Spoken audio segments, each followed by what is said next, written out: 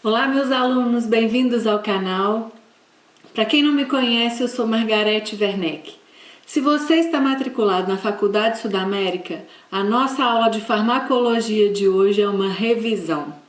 Nós já abordamos esse tema nas nossas aulas presenciais antes dos trabalhos remotos. Hoje nós vamos falar novamente, trazer algumas reflexões acerca dos analgésicos e anti-inflamatórios.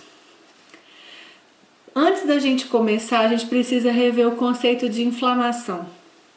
Inflamação é uma resposta do organismo a alguma agressão, seja essa agressão externa, causadas por agentes químicos ou físicos ou biológicos, ou uma agressão interna, como por exemplo as doenças autoimunes.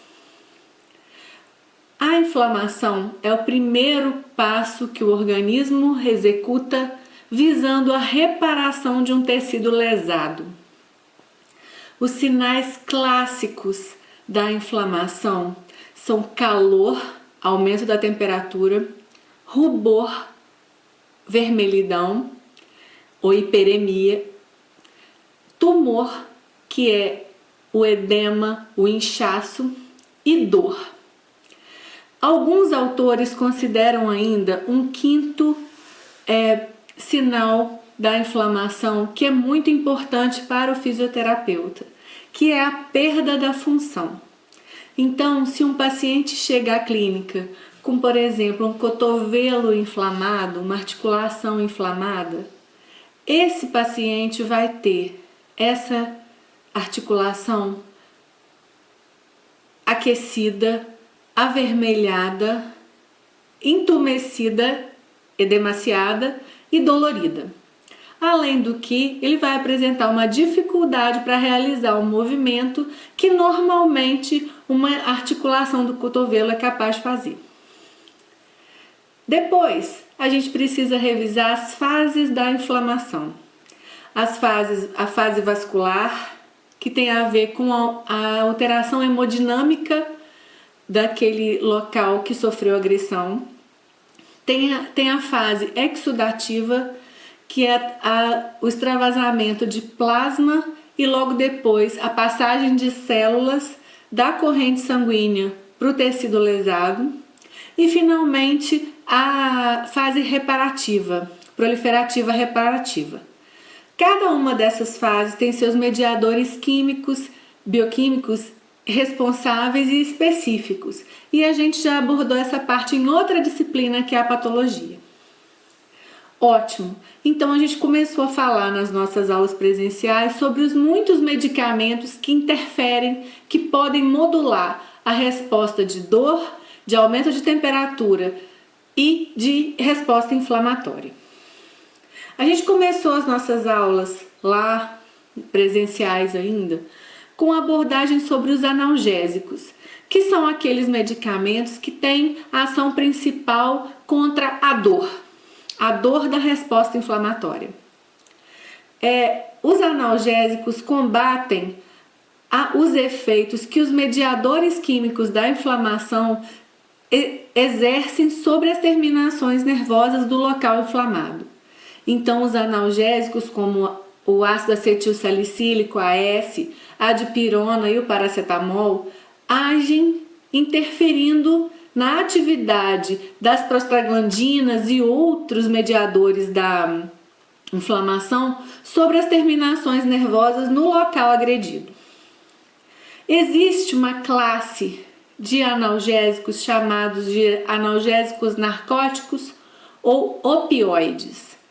Esses analgésicos são de escolha muito restrita, não são de uso amplo como os outros que a gente acabou de citar, porque têm efeitos colaterais, podem desenvolver dependência química e são utilizados para dor intensa, dor lancinante e, em geral, são utilizados no ambiente hospitalar.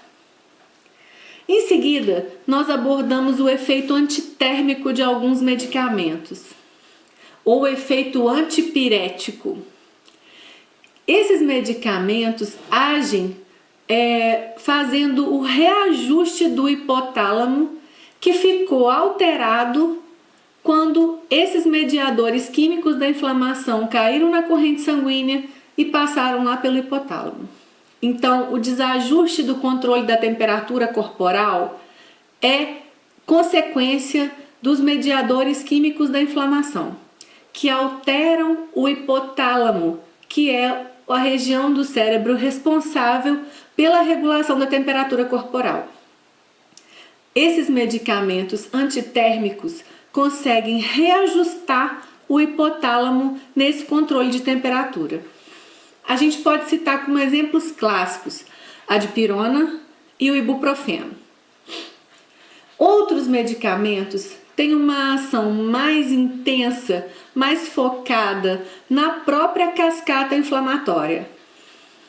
Eles agem em pontos específicos dessas reações em cadeia que a gente chama popularmente de cascata inflamatória. Eles podem inibir algumas enzimas que participam da via de síntese dos mediadores da inflamação. Então, a síntese desses mediadores é reduzida, é refreada e a resposta inflamatória, então, por consequência, também fica diminuída e refreada. Alguns anti-inflamatórios são chamados AINES, ou anti-inflamatórios não esteroidais. Esses anti-inflamatórios são amplamente utilizados e eles podem mascarar alguns sintomas da inflamação a hora que o seu paciente estiver chegando na sua clínica para uma avaliação. Então, AS, butazona, paracetamol, indometacina, diclofenaco, ibuprofeno, meloxicam, mesulida, uma ampla gama de medicamentos anti-inflamatórios não esteroidais podem então prejudicar a sua avaliação como fisioterapeuta quando o seu paciente chega na clínica. Esses anti-inflamatórios têm muitos efeitos adversos e o seu uso não deve ser indiscriminado. Eles podem alterar a função dos rins, a função do fígado, a função cardíaca e a função digestória. Então, como fisioterapeuta profissional de saúde, você deve orientar o seu paciente a buscar critérios para a utilização dos anti-inflamatórios não esteroidais.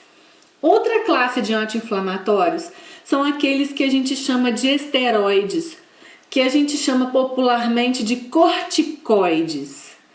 Esses anti-inflamatórios esteroides ou esteroidais têm ação sobre as células de defesa. Então, eles vão participar modulando a fase exudativa, principalmente a fase exudativa celular da resposta inflamatória.